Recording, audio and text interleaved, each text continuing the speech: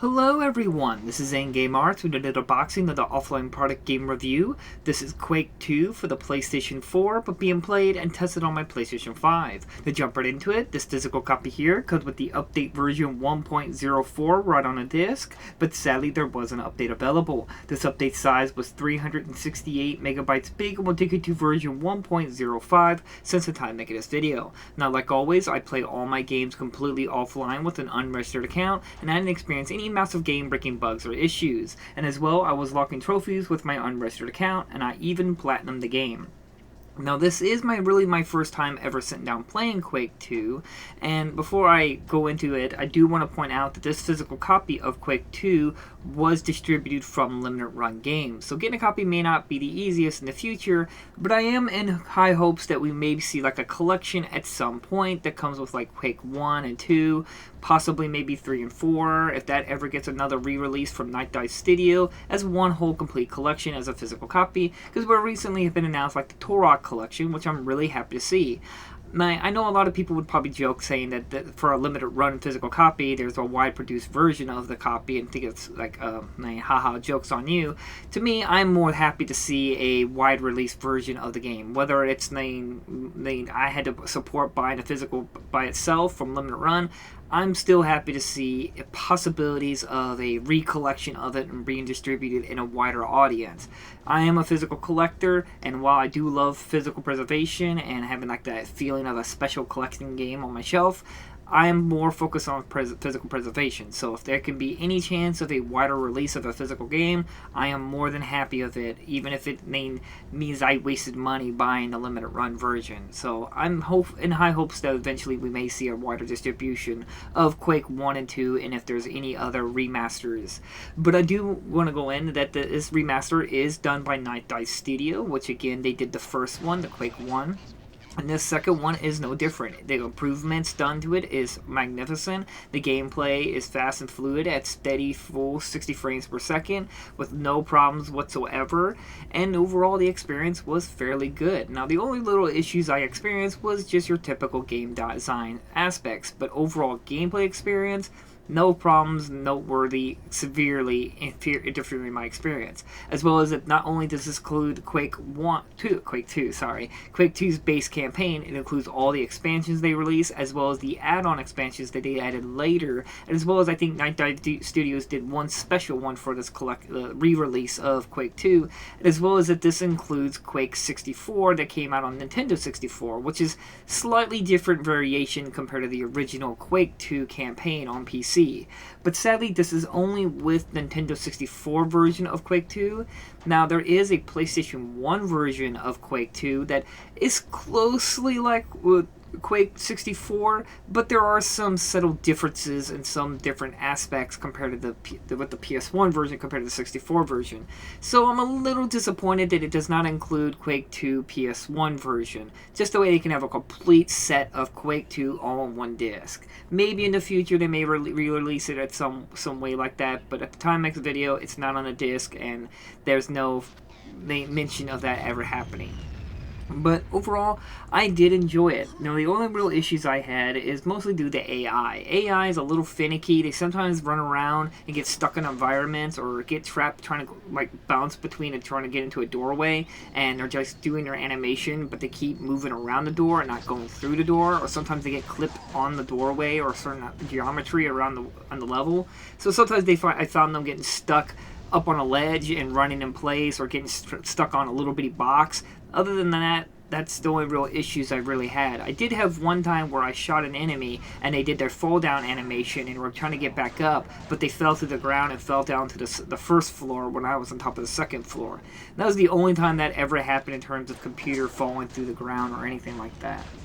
Everything else relatively ran well. Now, in the first campaign, this never really was an issue, but the second expansion campaign that you can play, the game introduces like some autosave system. And while I didn't ever really notice it in the first Quake 2 campaign, I did notice that every time the game did an autosave, the game had a severe stutter, and I often found myself having a little hiccup because of that stutter, where it would like autosave and immediately go into action, and I found myself like running off a ledge, or my camera spun around because the autosave happen immediately, and then all of a sudden I'm now going again. That was the only one jarring thing. I'm not sure if you can disable that in the options, but I am a spastic saver, so I spastically just save manually. So I hopefully there's a way to disable it, but I never really looked for it because it didn't interfere that much. But it was a noteworthy, like, how did this go through with this extreme stutter when the game autosaves? And that's about it. There's nothing really else issues in the game. Now, I don't know if the game originally had a compass, where you can use your inventory button, like, which is L1, was like your inventory you've collected, and you have a compass where you can tell you where to go. I thought it easier instead to go into settings and set the compass to R3, so you'll have to navigate the item menu that may accidentally click on an item you don't intend to use, like, let's say your silencer, or quad damage, or immunity. In case you don't want to risk that accident, I do recommend going into the button settings, the button layout, and there's a dedicated compass, and set that to R3. I found that to be quick and snappy to be able to click and see where you need to go. While maybe in the beginning Quake 2 campaign is not much of an issue, the later ones, the level layout and backtracking there is in the game is quite significant, so that compass ability to click in and have a little green arrow to tell you where to go will be crucial, because it gets really annoying in later, like, expansion level layout in terms of knowing where you need to go, what you need to do. Other than that, any other little problems I had is more just about the game. One is that I think a bad game design was that they have a special armor that you can get. It's called an energy shield, and it's like armor because you have your health and you have armor, and then there's a special item you can get that it turns your your ammo cells, which is for like your laser guns or your BFG and stuff like that. But it's a special armor with its own shield that uses up that ammo. I found it to be extremely powerful to use because it basically made you immune as long as you had shields. And there was, like, at the first campaign here, I had like 400 health because I never lost health because I had this energy shield. But the problem is with that energy shield, I'd rather not use any ammo that used up that energy shield because it was way more useful to me to have that shield than using the BFG or the plasma rifle. I just felt like it was a really bad design choice to have that as a special little extra armor because it prevented me from using the guns because I didn't want to use the guns because I wanted to use that ammo.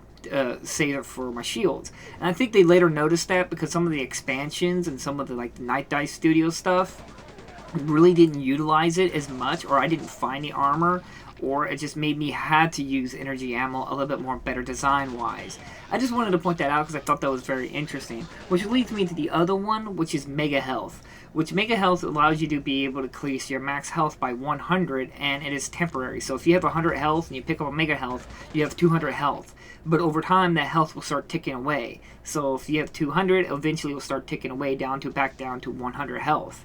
The problem is that if you've built up a maximum more health than 100, let's say you picked up little health packs to get you up to, let's say, 150, and you pick up the Mega Health, they'll put you at 250, it will subtract all the way down to 100, even taking that 50 that you've got separate from that Mega Health. I just found that really just annoying and just not a really interesting design because it just made me to avoid the Mega Health because I oftenly had more health from the extra health shards than from just getting that one Mega Health. Now, again, this is fixed a little bit more addressed in like the expansions and some of the Night Dive Studio levels, but the beginning Quake 2 campaign, it just doesn't feel like it was utilized very well. As well as that there is a fall damage in the game, which is not a problem. Like, fall damage is fall damage. But there are some aspects and areas that feel like it's mandatory for you to take damage after a fall. I was a little iffy on this. Now, some of them have an optional where you can try to jimmy rig your way to not take any damage. But for your first time playing, you're not going to know this. It's just a random fall. And then there you are taking damage. And you could even get somewhat maybe a soft lock where you don't have enough health to be able to survive the fall. Which, I mean, it's not like a big fall, most of them, but they're just a little fall. But if you don't have enough health, let's say you only have 2 health, and that's just enough for you to die every time you fall, and then it just seems like a little odd design choice. But then again, this is few and far between, but it is. I thought that was very interesting design because I was like, can I get soft lock if I don't have enough health to survive this fall? And that's pretty much it. Everything else is just pretty much the game. I relatively enjoyed the game. I personally want to say I probably enjoyed Quake 1 more than Quake 2, but Quake 2 was a big deal because it fully introduced full 3D. It's like Doom, when they first released, it was sprite graphics, and then when it technically wasn't in 3D, it was a top-down look view, that perspective. It's very interesting. You should look into the engine behind the original Doom game, but Quake was the first iteration of like Doom, but in all full 3D, and you can see the growing pains and stuff like that they were trying to get used to from Quake 1, and Quake 2 is a upgrade version from Quake 1. I mean, it is a big mark in gaming history because it introduced like tournaments. There was a lot more. The multiplayer was a bigger deal, which I'm glad they include the multiplayer in this Quake 2, which supports 2 players, at least split screen. I don't think it has campaign split screen. I didn't check that. Now that I'm thinking about it, as well as I only had 2 players. I'm pretty sure it supports 4-player split screen, but again, I only had my brother to play with. But it has bots and everything like that, which is fully playable offline, and we both had a pretty good time with it. It's rudimentary in terms of being a multiplayer game, but it's there. And overall, it's a good package to pick up if you're a fan of Quake 2 or if you're a fan of boomer shooters. This is one of the bigger hallmarks in terms of the big daddies of classic boomer shooter, and as well as first-person shooters in that time point. It still holds up to this day. Like I said, I particularly maybe liked Quake 1 more. It had a little bit more darker atmosphere, personally for me, compared to the second one here, which was a little bit more sci-fi-ish, with a little bit of horror, a little bit, but not much.